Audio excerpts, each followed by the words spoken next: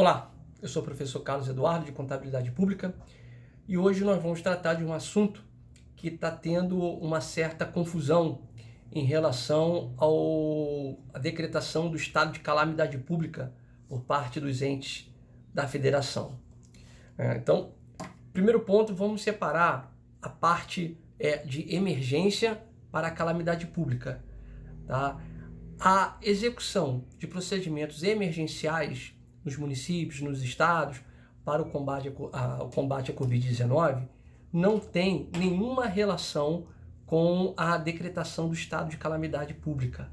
O estado de calamidade pública serve para que os seus prazos e os seus índices da Lei de Responsabilidade Fiscal sejam suspensos, lá do artigo 23 e do artigo 31 da Lei de Responsabilidade Fiscal, que nós vamos ver.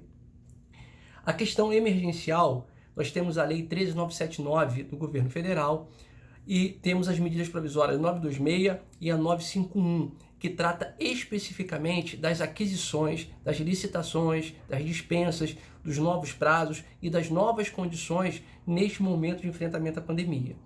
A questão da decretação de calamidade pública, que precisa ser reconhecido pelas respectivas assembleias legislativas, tanto para o Estado-membro como para os seus respectivos municípios, serve para atender o artigo 65 da Lei de Responsabilidade Fiscal, que diz o seguinte: na ocorrência de calamidade pública reconhecida pelo Congresso Nacional, no caso da União, ou pelas assembleias legislativas, na hipótese dos estados e municípios, enquanto perdurar esta situação, serão suspensas as contagens de prazo e as disposições estabelecidas nos artigos 23 e 31 da Lei de Responsabilidade Fiscal.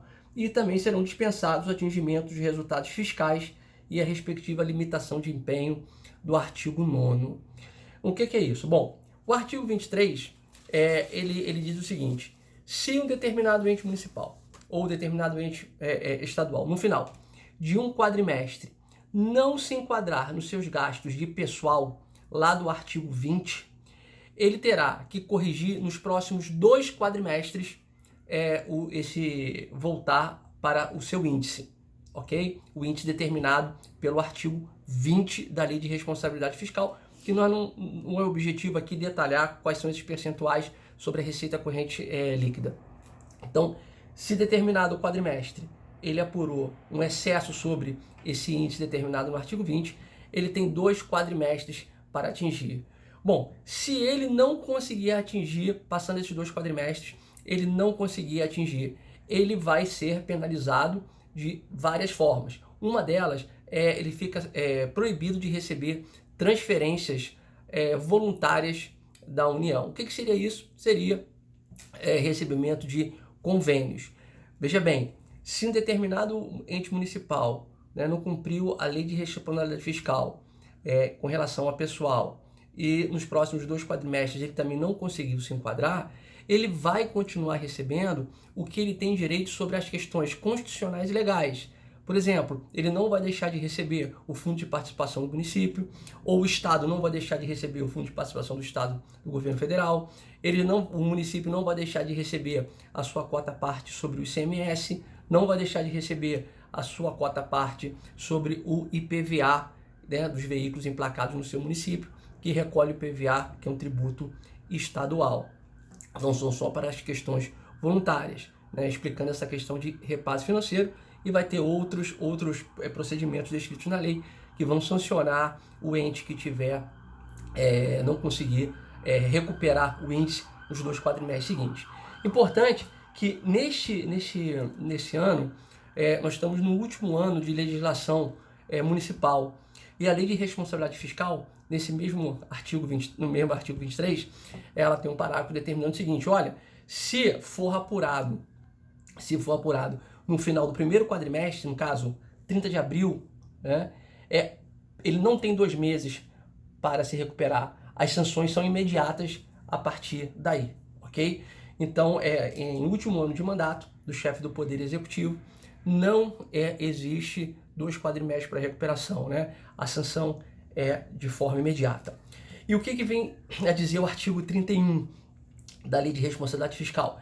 Também é questão do enquadramento sobre, no caso, não mais a questão de pessoal, mas sobre a sua dívida, né? Então, se no final de um quadrimestre ele não estiver dentro do índice determinado pela resolução do Senado Federal, resolução 40 de dezembro de 2001, sobre o enquadramento, então os estados eles têm até 2 vezes a receita corrente líquida para se endividar.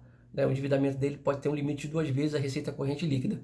E os municípios, 1,2 vezes a receita corrente líquida. E no final de um quadrimestre, se ele não tiver enquadrado dentro desse percentual, ele também tem 2 quadrimestres, no caso tem 3 quadrimestres para a sua regularização, com algumas penalizações também previstas no artigo 31 da lei. Nenhuma delas também é a questão dos repasses voluntários. Sempre que um ente não cumprir os índices da lei de responsabilidade fiscal, ele não fica penalizado sobre o que ele tem direito a receber, sobre o que está na Constituição ou questões legais. Os municípios e os estados não deixam de receber os recursos oriundos para a merenda dos estudantes, para o auxílio transporte dos estudantes. Eles ficam só na questão de repasses voluntários, aquilo que é vontade das partes. Então, se ele tiver um convênio para a construção de uma determinada maternidade, de um determinado posto de saúde, ou uma escola, um centro tecnológico, esses recursos ficam cancelados, o repasse enquanto perdurar essa situação. Tudo bem? E a questão de limitação de empenho, porque a lei diz o seguinte: se eu tiver no final de cada bimestre, eu não conseguir, na minha projeção, que eu não vou cumprir as minhas metas fiscais de resultado primário e resultado nominal, eu teria que fazer o bloqueio, o cancelamento, o bloqueio, a limitação de empenhos, porque os empenhos são as despesas, são os comprometimentos orçamentários em que um ente faz com terceiros. Então, a limitação de empenho, quer dizer, eu vou deixar o Estado sem, o ente público sem gastar, até que eu consiga voltar a atingir a minha meta fiscal primária e a minha meta fiscal nominal. Então, a decretação da calamidade e o reconhecimento pela Assembleia Legislativa é justamente para esses entes públicos poderem se beneficiar, desse, digamos, entre aspas, afrouxamento fiscal que a lei dá nessa situação. E mais aqui um lembrete final que diz respeito à LDO. Nós estamos no prazo de envio da LDO do Poder Executivo para o Poder Legislativo. Como fazer as metas fiscais, projetar as metas fiscais para 2021, se nós estamos nesse momento tão conturbado, Como é que faz isso? Então, o conselho que eu dou é o seguinte: que no projeto de lei de envio da LDO tenha um dispositivo dizendo o seguinte, que essa meta fiscal poderá ser reavaliada quando no envio do projeto da lei orçamentária anual para o Legislativo no segundo semestre, ok? Então essa era o assunto para nós tratarmos nesse vídeo, diferenciando a questão da obrigatoriedade da calamidade pública, aonde que ela insere dentro da administração, e a orientação quanto às metas fiscais para o exercício de 2021 na Lei de Diretriz Orçamentária. Até lá, um abraço.